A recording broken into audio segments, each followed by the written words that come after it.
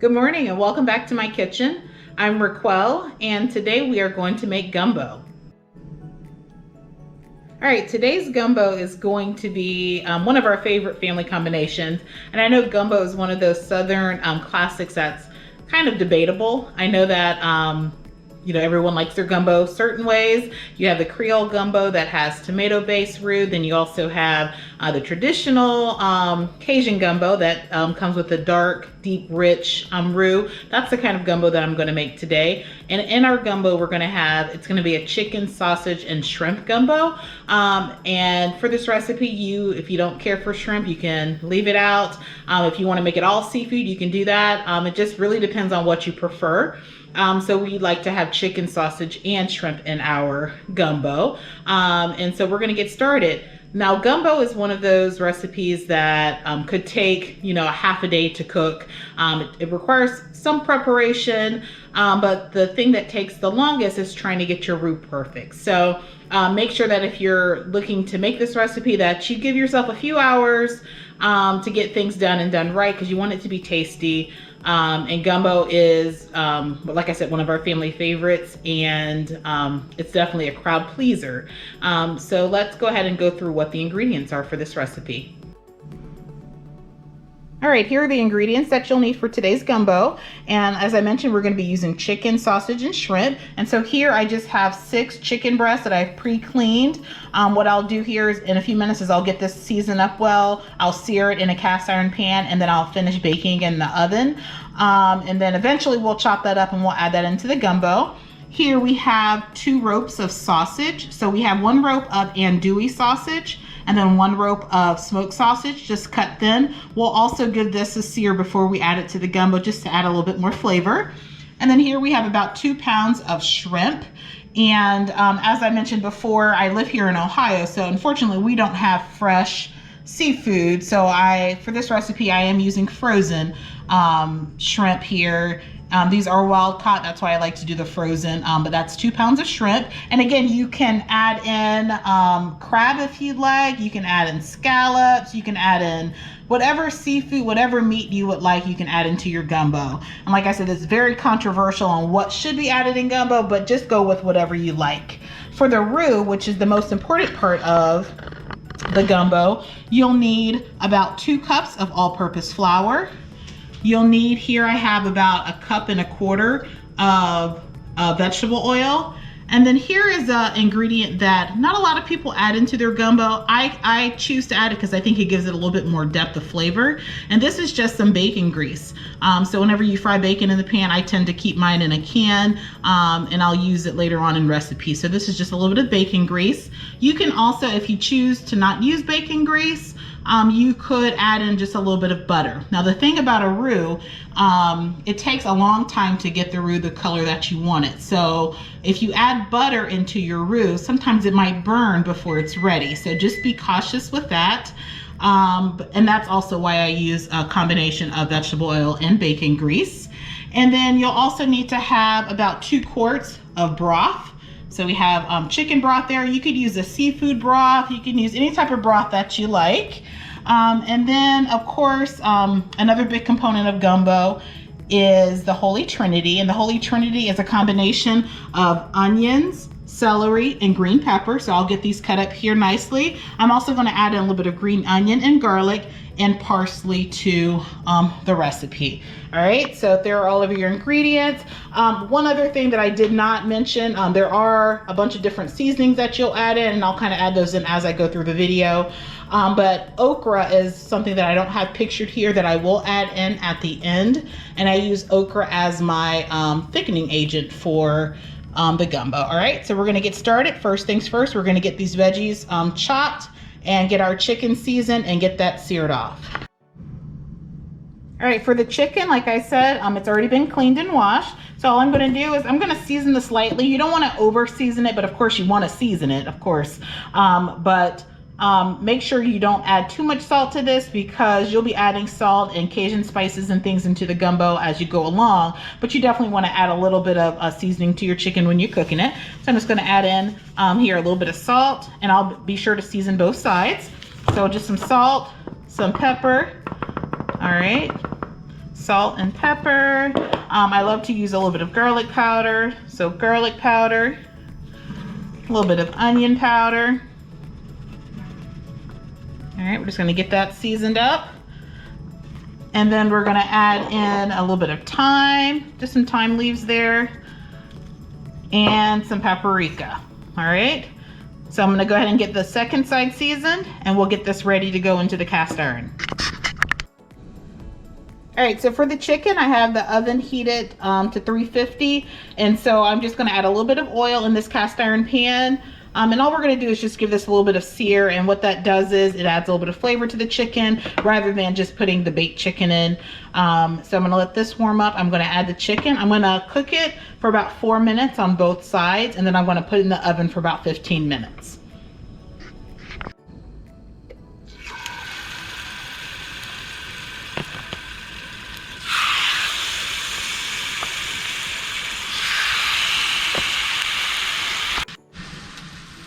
All right, so we have the chicken in the pan. Again, I'm gonna let it sear for about 4 minutes on both sides, stick it in the oven for about 15 minutes. While that's cooking, I'm gonna go ahead and chop up the veggies.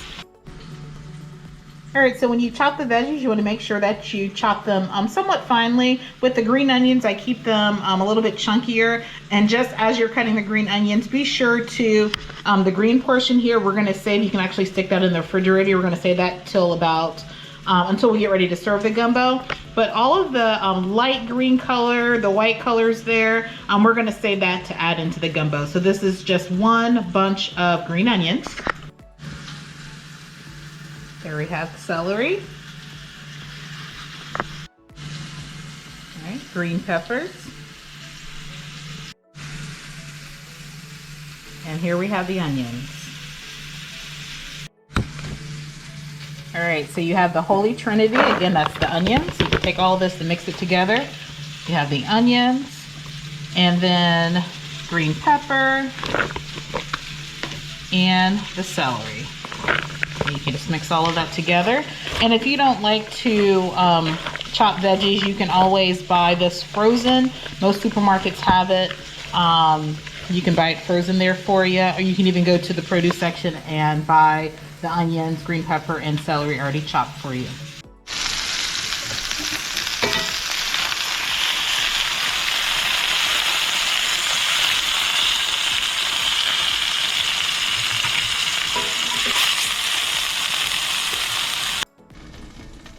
All right, so here's the seared chicken. We're gonna stick this in the oven.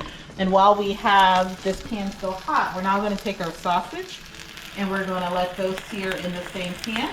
So we're gonna get all of our sausage into this pan.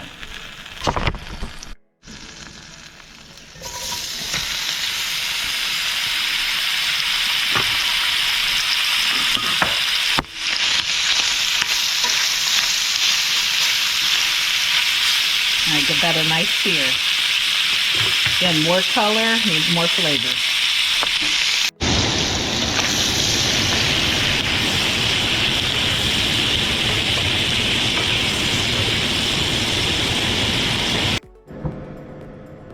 Okay, so here's the sausage that we pan seared, and just give it a little bit of color. Like I said, it'll add a little bit more flavor to the gumbo. Just a word of caution, be sure that you take the sausage out of the pan, let it drain on paper towels, because you're going to eventually add this back into the gumbo, and you want to make sure your gumbo is not greasy from the sausage. All right, so here comes the fun, also could be time consuming part of the gumbo. This is making the roux, and as I shared before, there's a lot of different opinions on what the roux should look like. Some care to have theirs like a light brown color. Some use more of like a tomato base.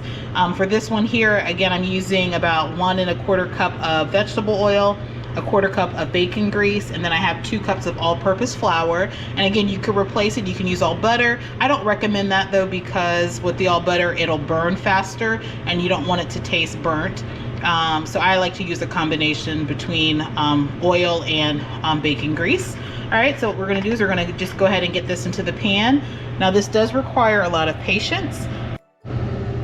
All right, so here we are. This is the fun and time-consuming part of the gumbo. I've added in here the vegetable oil, the bacon grease, and the flour. And like I said before, there's different opinions about what a roux should look like, and really it's just down to your preference. Someone will tell you that, you know, it shouldn't look like that. You need to make it darker, you need to make it lighter. It's really whatever you like. For my gumbo, I make mine between a peanut butter and chocolate color. So it does take time. It'll take probably about 30 to 40 minutes, if not longer, to get this right. You want to have it on like a medium heat, not too high. You don't want it to burn. If at any point you notice black specks in the roux, that means it is burnt, and you don't want to make your gumbo, again, this is the base of the gumbo, and if it's burnt, then your entire gumbo is going to taste burnt. So you don't want that. So the trick is that you're constantly stirring, you're using your whisk, and you're just going to do this. I find it to be somewhat therapeutic. So I'll just stand here for about 40-45 minutes or so, just stirring like this, meditating, thinking about things. It's kind of therapeutic. But again, you can use oil, you can use butter, you can use bacon grease. I use a combination. I had 1 1/4 cup of vegetable oil, 1/4 cup of bacon grease, and 2 cups of flour. We're just going to keep whisking this until we get it to the color we like. All right, so here we are. We're at about the 10-minute mark, and as you see, it's just slightly starting to change color. Like I said, it's going to take some time, so be patient. And while I'm continuing to stir, just a couple of things to be mindful of. Since typically you use flour to help thicken stews and gravies and things like that, the darker you get your roux for this, then the flour loses its effectiveness, meaning it's not going to thicken. So that's where you're going to need to have some sort of thickening agent. And some of the different things that you can use, I use okra for mine, but I know some people don't care for the taste of okra or the texture of okra, but I add okra at the end to help thicken the gumbo. You can also purchase what's called filet powder, and what that does is it is from a tree, the sassafras tree, and what it does is it helps to thicken your gumbo, and you typically add that in right before you serve it to help thicken it up. Sometimes that's difficult to find, that's why I use the okra, but also the filet powder has a distinct flavor to it, so it kind of has like a thyme, root beerish type flavor. And so if you know what that flavor tastes like and you want to add that to your gumbo, a trick that you can do is just to add just a little bit of root beer, and that'll help give you some of that flavor. I do add thyme to like my chicken, and I'm going to also add that into the gumbo to give some of that earthy flavor, but just some tips there for your roux. Here we are, still stirring.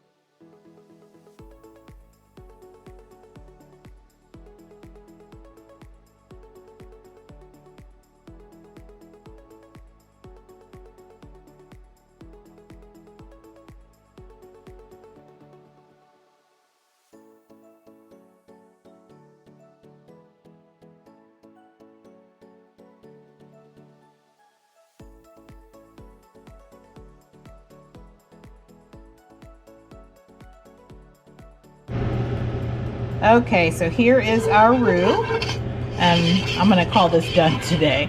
You could keep going, you could get it even darker if you'd like, but I'm gonna keep mine at this. So what you're gonna do is now, because I've been cooking this on low heat, we're gonna go ahead and turn that heat up just a little bit.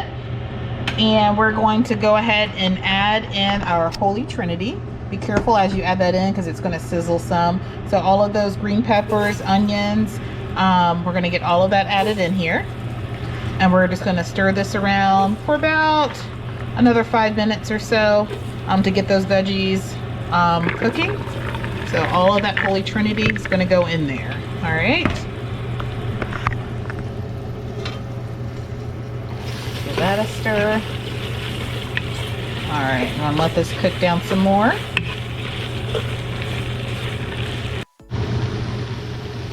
All right, so here you have the Holy Trinity in the roux, and that's cooked down for about 5 minutes or so. You can go ahead and add in that minced garlic. I did about 4 cloves of garlic that I chopped up finely. Just gonna add that in there. Kind of stir that up a little bit. And this is when you can go ahead and add into your seasoning. And this is the part of the video where I'm not always, you know, everyone has their own way of seasoning things and spice levels. So as far as the measurements for the seasonings and spices, it's really going to be just you taste as you go and you add as you see fit. So I'm going to start with just about a half a teaspoon of salt. You don't want to add in too much salt because you're going to have that broth, and you don't want it to be too salty. And by the time you add the chicken and the sausage and all of that, you don't want it to be too salty. I'm going to add in a little bit of black pepper. All right, and that's probably about a half a teaspoon of black pepper. We're going to add in a half a teaspoon of paprika. We're going to add in about 1 tablespoon of garlic powder. All right, and then about 1 tablespoon of onion powder. All right, and then just a little bit of thyme, just a little bit, about a dash or 2. We're going to add in some oregano, and that's about 1 teaspoon. All right, we're going to go ahead and give that a stir. All right, and you'll add in Cajun seasoning. I kind of save that until closer to the end. And now those green onions, the white part of the green onion and the light green part that I talked about earlier, you're going to go ahead and add that in now.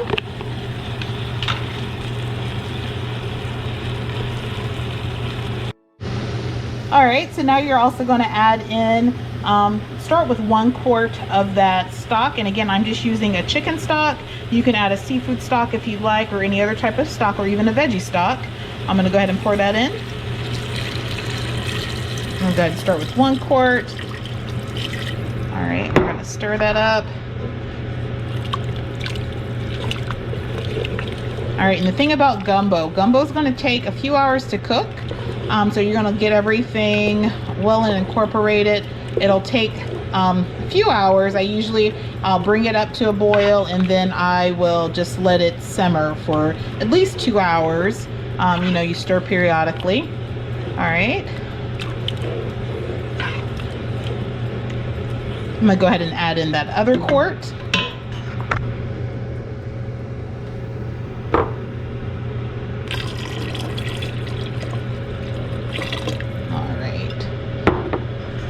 All right, so what I'm going to do is I'm going to go ahead and cover this, and I'm going to let this cook for about 30 minutes before I add anything else.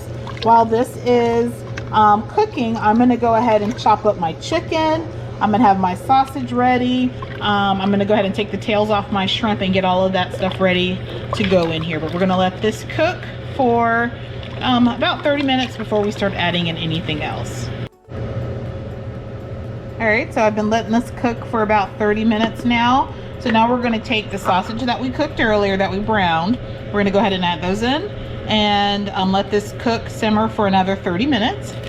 And then we'll get ready to add in the chicken. All right, so here we have it. It's been simmering for an hour or so.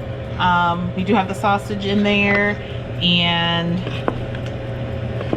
there we go. Now we're going to go ahead and add in the chicken that we baked earlier. So here's the chicken. I've chopped it up into bite-sized pieces. We're just going to go ahead and add that in. And we're going to let this cook down for another 30 minutes. All right, so chicken's in, 30 minutes, and we'll come back to it. All right, so here's the gumbo. It has been simmering for about an hour. So now we're going to go ahead and add in our final seasonings to it. You're going to add in about 2 teaspoons of Cajun seasoning. You're going to add in 2 teaspoons of dried parsley, and then about 3 or 4 bay leaves. And I also like to add in a couple dashes of Tabasco sauce. All right, so instead of using cayenne pepper, I use a little bit of Tabasco. Now this is not going to be spicy, but it just gives it a little bit more flavor. All right, so we're going to let this cook down again for about another 45 minutes to an hour. Again, just on low simmer. Keep in mind too, as you are letting it simmer, from time to time you need to stir it, and you might notice that there's a little bit of oil accumulation at the top. If you see that, you can go ahead and strain it off. That way your gumbo is not greasy or oily. All right, so we're gonna give this about another 45 minutes to an hour, and then we'll add in the last couple touches, which would be our okra and shrimp. All right, so as you see here, we have our gumbo. It's been simmering for a couple of hours. So now we're gonna add in our okra and our shrimp. And you might notice that my pot, it was at one point full, but I had to take some of it out because I do have one of our sons, he's allergic to shrimp. So we put his in a side pot and just let it simmer on its own. All right, so we're gonna I have some shrimp here that I just seasoned lightly with a little bit of Cajun seasoning and garlic. We're gonna take that and put it in. All right. And then we're gonna also add in, and you can use fresh okra, you can use frozen okra. We're just gonna add in about 1 bag of frozen okra. And like I said, this is gonna help thicken the gumbo. So we're gonna let this simmer and continue to cook for about 20-25 minutes or so, and it'll be ready to go.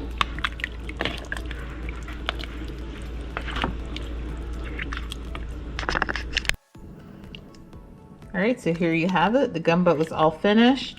Just the last couple things that you want to do is take out the bay leaves that you had in there, and then you're going to add in some of that fresh parsley, and this gumbo is good to go. Again, you can serve this over top of rice.